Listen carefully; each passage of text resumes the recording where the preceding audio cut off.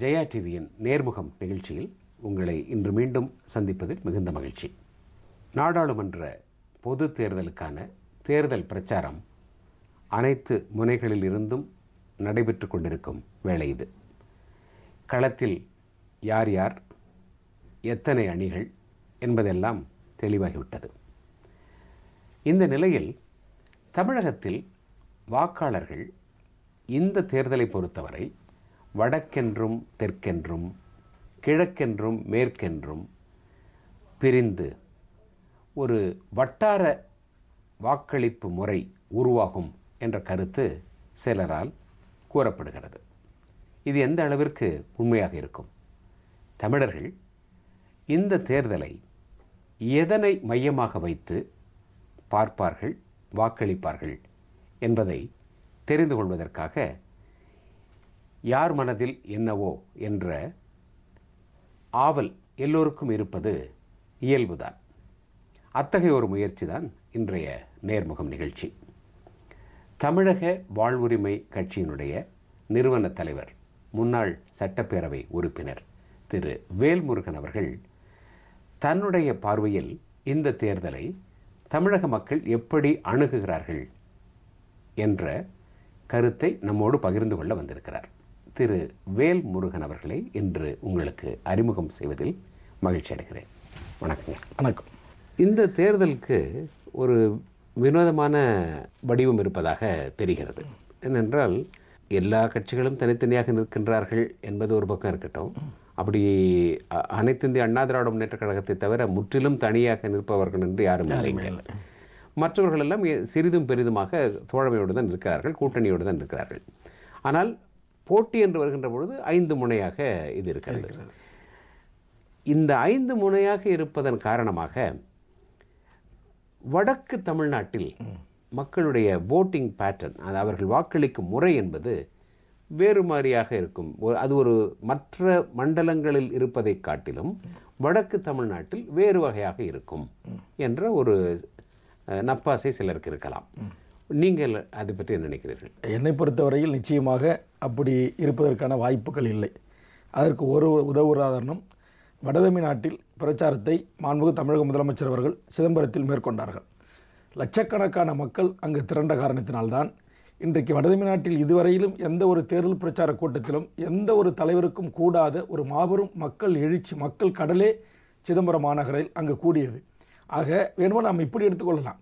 அவர்கள் கணக்கு போடுகிறார்கள், அது வடதமிழ்நாட்டில் வேண்டுமானால் மருத்துவர் ராமதாஸ் போன்றவர்கள் அந்த சமூகத்தை, வன்னியர் சமூகத்தை, மிக பெரும்பான்மை சமூகமாக இருக்கிற வன்னியர் சமூகத்தை ஏமாற்றி வஞ்சித்து இவர்களும் இவர்கள் குடும்பம் வாழ்ந்தது என்பதை உள்வாங்கிய அந்த பெரும்பான்மை சமூக மக்கள் பல்லாயிரக்கணக்கில் லட்சக்கணக்கில் மாண்புமிகு தமிழக முதலமைச்சரை ஆதரித்து அப்படி ஒரு வடதமிழ்நாடு பெரும்பான்மை வெற்றியை வடதமிழ்நாடு மாண்புமிகு முதலமைச்சருக்கு தரும் என்கிற அளவில் வேண்டுமானால் இதை பார்க்கலாமே தவிர, அவர்கள் சொல்வது போல் என்னுடைய பார்வையில் இது வடதமிழ்நாடு இவர்களுக்கு ஆதரவும் மத்திய தமிழ்நாடு இன்னொருவருக்கும் கிழக்கு தமிழ்நாடு மேற்கு தமிழ்நாடுலாம் இல்லை. நீங்கள் அப்படியே பார்த்தால் கூட என்றைக்குமே கோயம்புத்தூரை மையமாக வச்சிருக்கிற நாடாளுமன்ற தொகுதியில் வாழ்கின்ற லட்சக்கணக்கான மக்கள் அனைத்து இந்திய அண்ணா திராவிட முன்னேற்ற கழகத்தின் தலைமையை தான் ஆதரித்திருக்கிறார்கள். பெரும்பான்மையவர்கள் அதிமுகவின் ஆதரவாளர்கள் தான் இங்கு இருக்கிறார்கள். ஏற்கனவே உங்களுக்கு சொல்ல தேவையில்லை, தென் தமிழகம் முழுவதும் அதிமுகவின் கோட்டையாக பல ஆண்டுகளமாக விளங்கி வருகிறது. ஆக எந்த சூழலிலும் இவர்கள் காண்பதெல்லாம் பகல் கனவாகத்தான் இருக்கப் போகிறது என்பது இந்த தேர்தல் நிரூபிக்கப் போகிறது. இந்த வடதமிழ்நாட்டில் இருக்கிற வன்னிய மக்களும் தாழ்த்தப்பட்ட மக்களும் இருக்கிற பிற சமூகத்து தமிழர்களும் தமிழர்களாய் ஒன்றாக திரண்டு மாண்புமிகு தமிழக முதலமைச்சருடைய கருத்தை வலுப்படுத்துவதற்கு அணியாய் திரள காத்து கொண்டிருக்கிறார்கள்.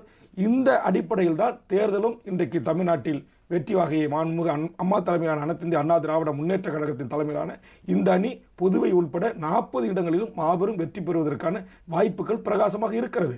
5 அணியா பிரிகிறாங்க. இன்னைக்கு தமிழ்நாட்டில் எந்த சக்திகள், எந்த சுனாமி, எவ்வளவு பெரிய பேரலை ஏற்பட்டாலும் கூட தமிழ்நாட்டில் இருக்கிற 33% வாக்குகள் அனைத்து இந்திய அண்ணா திராவிட முன்னேற்ற கழகத்தின் தலைமை மாண்புமிகு அம்மா அவருடைய வாக்குகள். இதை எந்த கொம்பனாலும் மாற்ற முடியாது. எத்தனை கோடிகளை கொட்டி இறைத்து திராவிட முன்னேற்ற கழகம் தேர்தலை சந்தித்த போது கூட மாற்ற முடியவில்லை.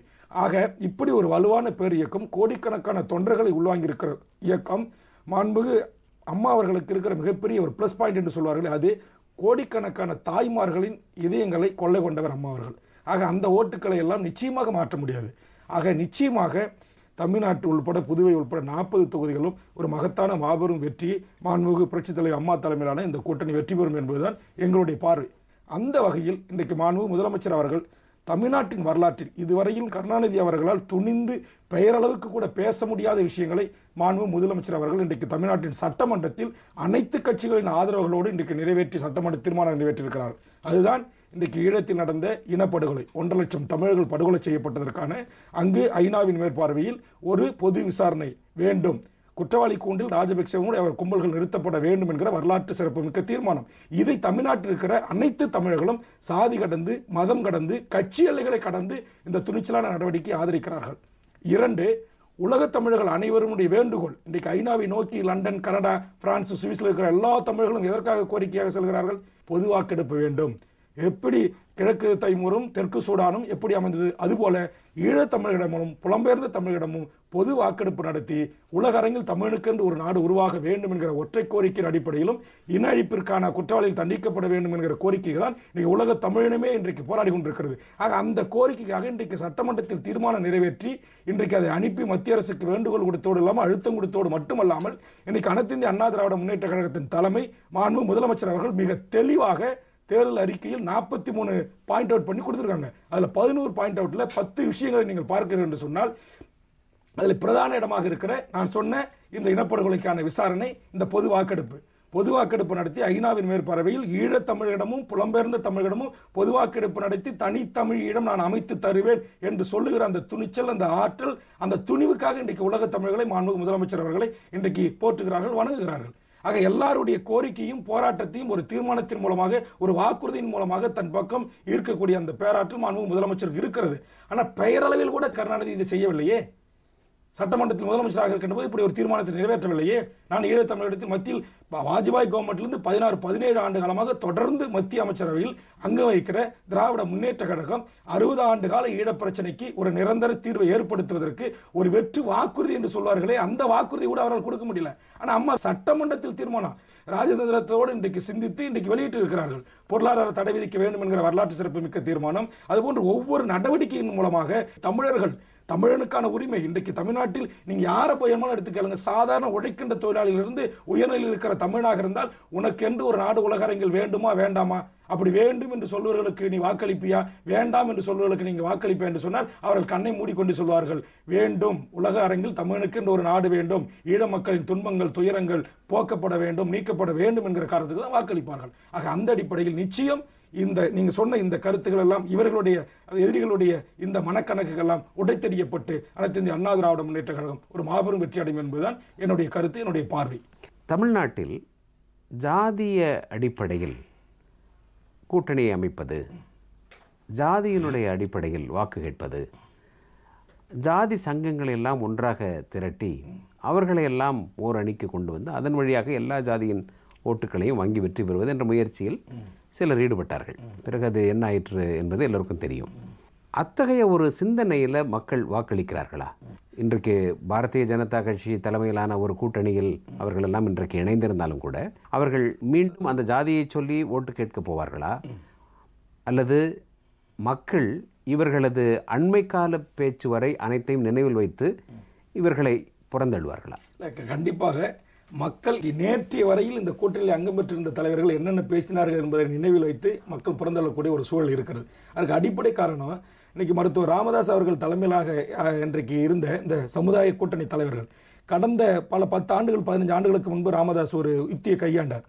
திரு மறைந்த கோவை செழியன் போன்றவர்கள், திரு ஆடிட்டர் பாலசுப்ரமணியம் போன்றவர்கள், கோபாலகிருஷ்ணன் போன்றவர்கள் இவர்களை எல்லாம் அமைத்துக் கொண்டு ஒரு சமூக நீதி பேரவை என்று சொல்லி தமிழ்நாட்டில் இருக்கிற பல சாதி தலைவர்களை அழைத்துக் கொண்டு ஒரு கூட்டங்களை நடத்தி இந்த சாதிகள் எல்லாம் எனக்கு பின்னால் இருக்கிறது, இவர்கள் ஓட்டுகள் எல்லாம் எனக்கு பின்னால் இருப்பது போல் ஒரு மாய தோற்றத்தை ஏற்படுத்தி அதன் மூலமாக ராமதாஸ் என்கிற தனிநபரும் அவருடைய குடும்பத்தை சார்ந்தவர்களும் தான் பல ஆண்டுகளில் பலம் பெற்றிருக்கிறார்கள் என்பது நிதர்சனமான உண்மை.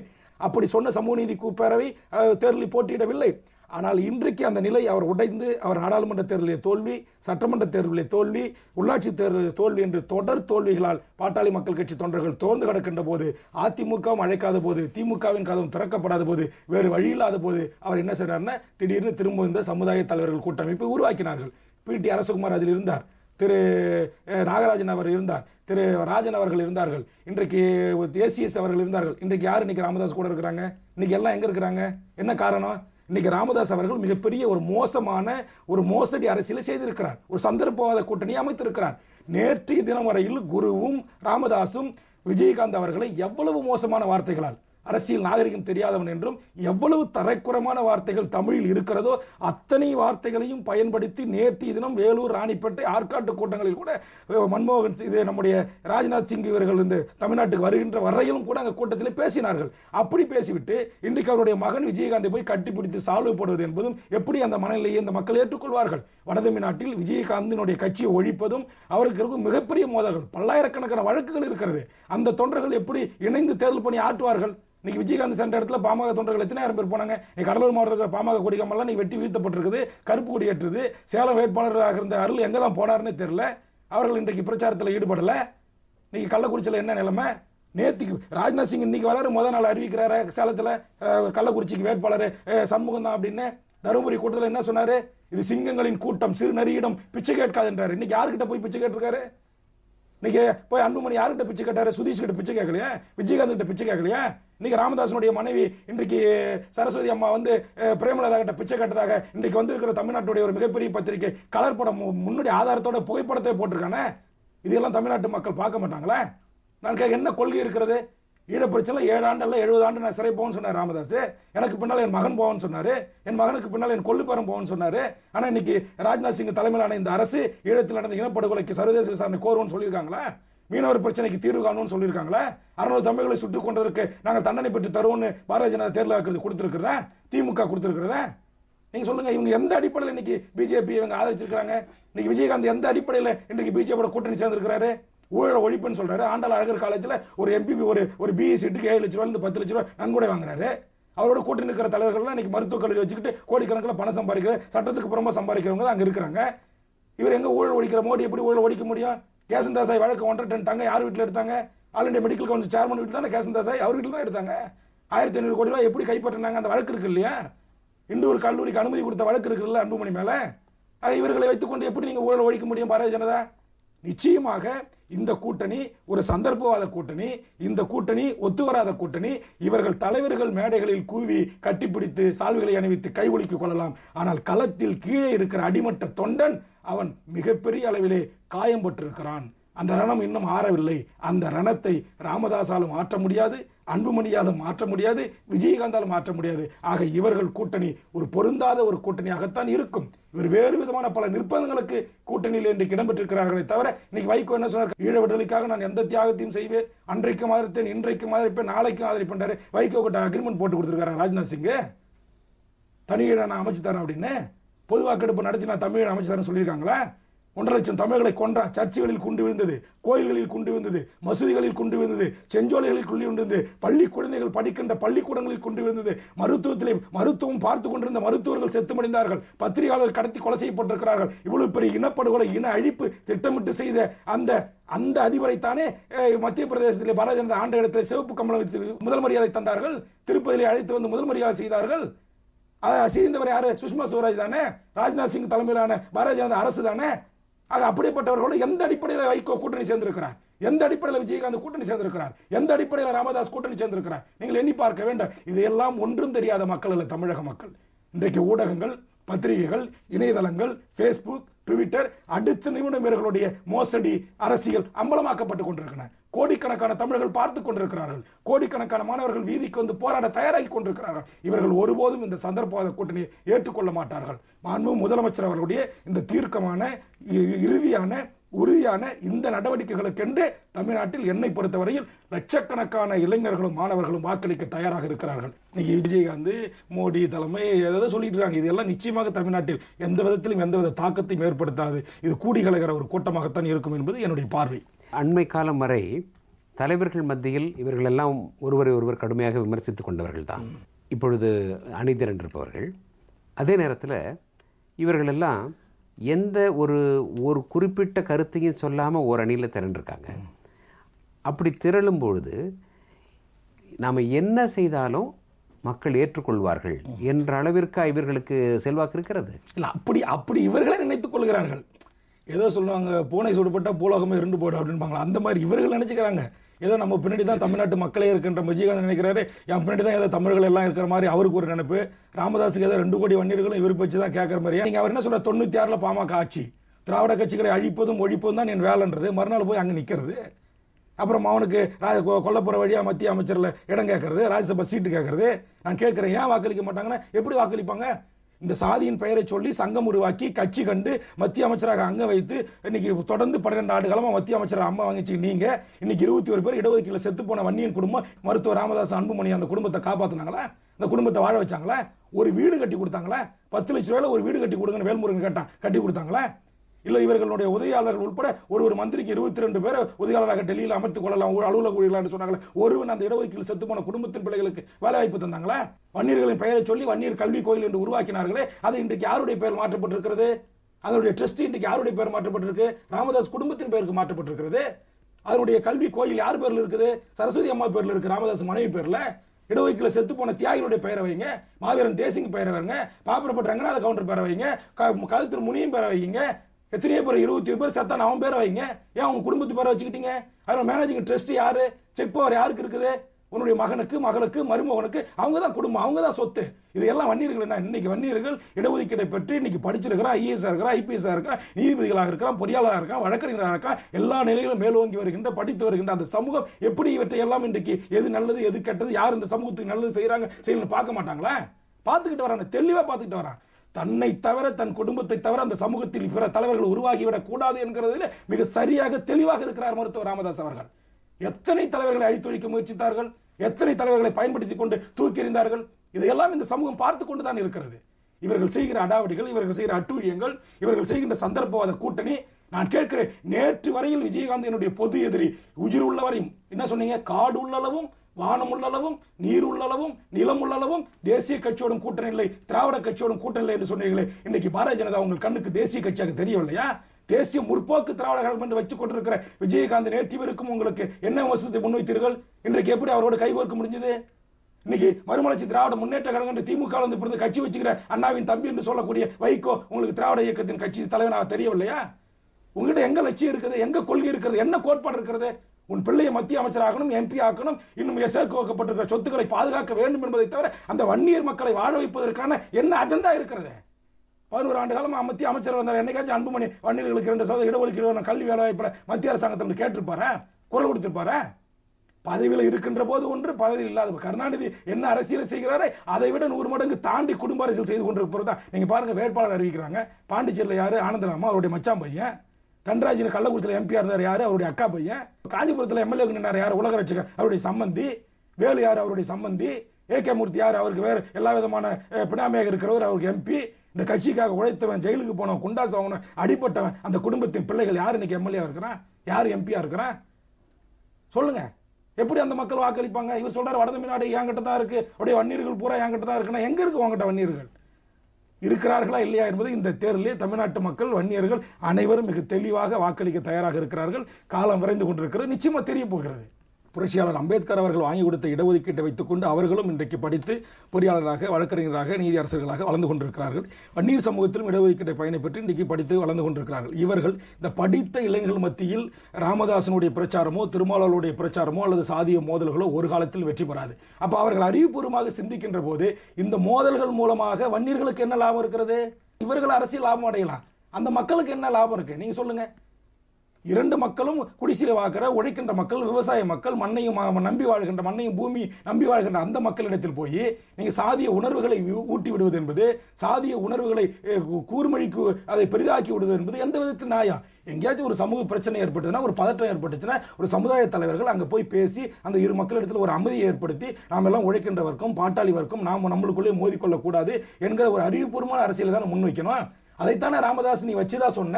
அப்படி வச்சுதான் சொல்லிதானே நீங்க திருமாவளவனோட சால்வு போட்டு கட்டி பிடிச்சி இந்த இணைந்த கைகளை இந்த நாட்டில் இருக்கிற எந்த கொம்பனாலும் பிரிக்க முடியாதுன்னு சொன்னீங்க. இவனுக்கு எப்படி பிரிஞ்சீங்க? பதில் சொல்லுங்க. ராமதாஸ் சொல்லணும்ல. இன்னைக்கு அதே மாதிரி இன்னைக்கு போய் விஜயகாந்த் கையை கரம் பிடிச்சிக்கிட்டு எங்க இணைஞ்ச கையை யாராலும் பிரிக்க முடியாது நீங்க டயலாக் சொல்றீங்க.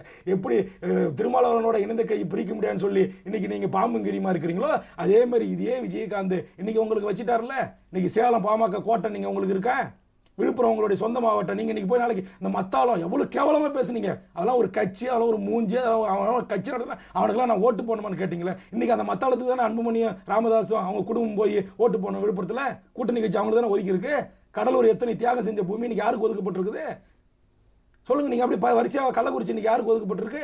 அத்தனையும் இன்றைக்கு விஜயகாந்த் கைரங்களில் ஒப்படைக்கப்பட்டிருக்கிறது. அப்போ ஒப்படைக்கப்பட்டிருக்கின்ற போது அவர் அங்கே ஆளுமை செலுத்தும் போது ராமதாஸால தாங்க முடியும்னு நினைக்கிறீங்களா?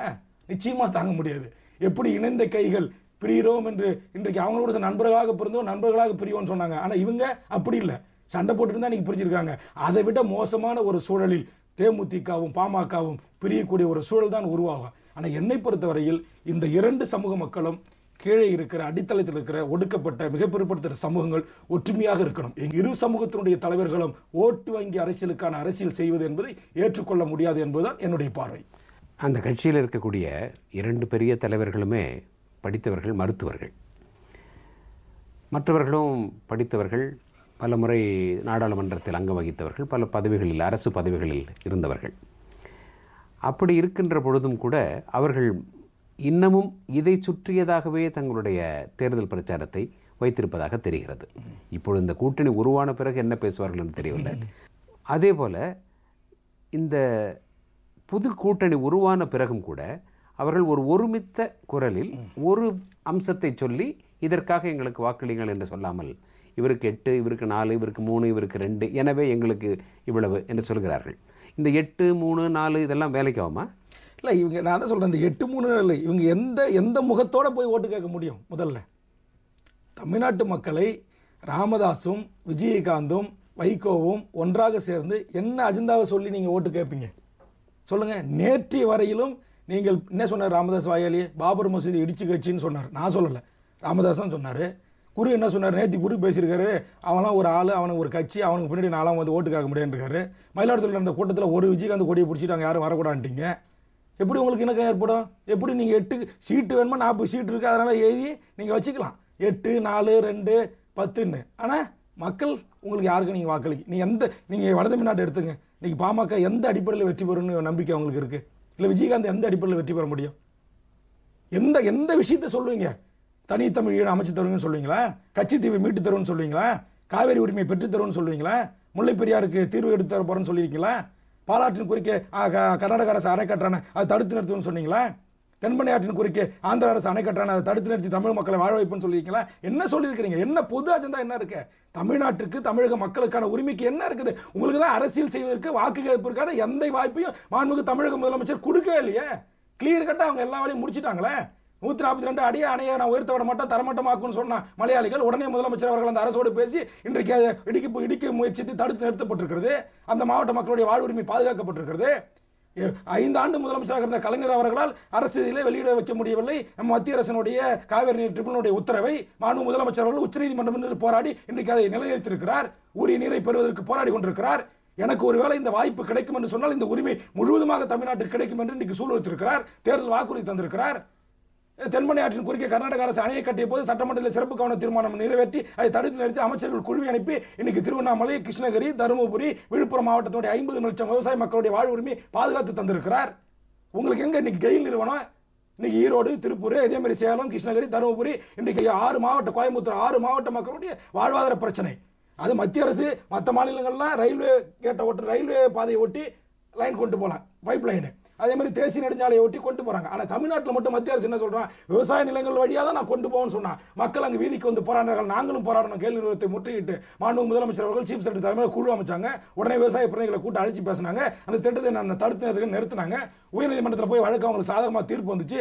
உயர்நீதிமன்றத்தில் வழக்கு விவசாய மக்களுடைய கோரிக்கைகளை ஏற்காமல் வாங்கன்னு சொல்லி உச்சநீதிமன்றத்தில் மூத்த வழக்கறிஞர்கள், ஓய்வு பெற்ற நீதிபதிகளை வச்சு அங்கே வழக்க வாதாடி இன்றைக்கு அந்த விவசாய மக்களுடைய வாழ்வுரிமை கெயில் நிறுவனம் விவசாய நிலங்கள் மீது பைப் லைன் போடுறதை தடுத்து நிறுத்தி இன்றைக்கு 6 மாவட்ட மக்களுடைய விவசாய மக்களுடைய முழு ஆதரவை மாண்பு முதலமைச்சர் பெற்றிருக்கிறாங்க. தஞ்சை, நாகை, திருவாரூருடைய ஒட்டுமொத்த விவசாய மக்களுடைய கோரிக்கை மித்தேன் எரிவாயு திட்டத்தை கைவிட வேண்டும் என்று. ஆனா இன்னைக்கு என்ன சொல்றாரு ஸ்டாலின்? அவர் தான் ஒப்புதல் கொடுத்தவர், கலைஞர் அரசு தான் கொண்டு வந்தது, டிஆர் போல தான் உத்தரவு போட்டவர். ஆனா இன்னைக்கு போய் அங்க போய் நின்றுட்டு நாங்க வந்து அதை தடுத்து நிறுத்தணும், கொண்டு வந்ததே நீங்க தான். ஆனா முதலமைச்சர் அவர்கள் அங்க நடந்த கூட்டத்தில் தடுத்து நிறுத்துவேன் என்று சொன்ன பிறகு இவர்கள் நாங்கள் தடுத்து நிறுத்துவோம் சொல்றாங்க. அனைத்தையும் சிந்தித்து 43 விஷயங்களையும் குறிப்பிட்டு தமிழ்நாட்டு பட்டியலுக்கான உரிமைகள் 11, இதர பிரச்சனைகள் மாநில அளவில், மத்திய அளவில் என்று சொல்லி 43 விஷயங்களையும் எடுத்து மிக தெளிவாக தேர்தல் வாக்குறுதியில் தந்துவிட்டு தமிழக மக்களை சந்திக்க மாண்புமிகு முதலமைச்சர் அவர்கள் சென்று விட்டார்கள். இனி இவர்கள் எப்பாடு கூப்பாடு போட்டாலும் இவர்கள் பேச்சு எடுபட போவதில்லை. ஆக நிச்சயமாக அதை நான் கேட்குறேன், நீங்கள் எந்த பிரச்சனையும் சொல்லி ஓட்டு கேட்பீங்க? ஊழலை பற்றி பேச இவங்களுக்கு அருகதில்லை. பிஜேபியும் ஊழல் செஞ்சிருக்கிறது, பிஜேபியோட கூட்டணி சேர்ந்திருக்கிற கட்சிகளும் மிகப்பெரிய ஊழலான கட்சிகள், சிபிஐ வழக்கு நடத்தி கொண்டிருக்கிறது. ஆக எந்த அடிப்படையில் மக்களை காங்கிரஸ் ஈழத்தில் இனத்தை அழிச்ச அரசு, கொன்று குவித்த அரசு, ஸ்பெக்ட்ரம் ஊழல் 1.5 லட்சம் கோடி என்று சொன்னால் 2.5 லட்சம் கோடி நிலக்கரி ஊழல் என்று சொல்கிறார்கள். விளையாட்டு போட்டியிலே ஊழல், எதில் ஊழல் இல்லை?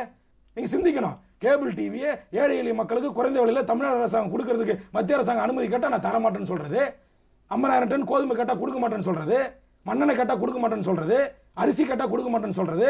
ஆக மத்திய அரசாங்கம் எல்லா தவறுகளையும் செய்கின்ற காங்கிரஸ் அரசாங்கம் ஒரு பக்கம், இங்க ஒட்டுமொத்த ஊழல்களையும் இங்க சாதிய மதவாத கூட்டணியும் ஒரு பக்கம், இன்னொரு பக்கம் ஸ்பெக்ட்ரம்ல கொள்ளையடிச்சு இனத்தை அழிக்கிறதுக்கு துணை போன திமுக தலைமையிலான ஒரு அணி. ஆக இந்த அணிகளை எல்லாம் மக்கள் இவங்க செஞ்ச தவறுகளை எல்லாம் மக்கள் மிக தெளிவாக உணர்ந்திருக்கிறான். ஆக இந்த அணிகளுக்கு வாக்கு கேட்கிற தார்மீக உரிமையே இல்லை. மக்களை நேருக்கு நேராக நின்று முகத்துக்கு எனக்கு வாக்கு போடுங்கன்னு எதை சொல்லி கேட்பாங்க? நீங்களே சொல்லுங்க, என்ன பாயிண்ட் இருக்கு இவங்க கையில்?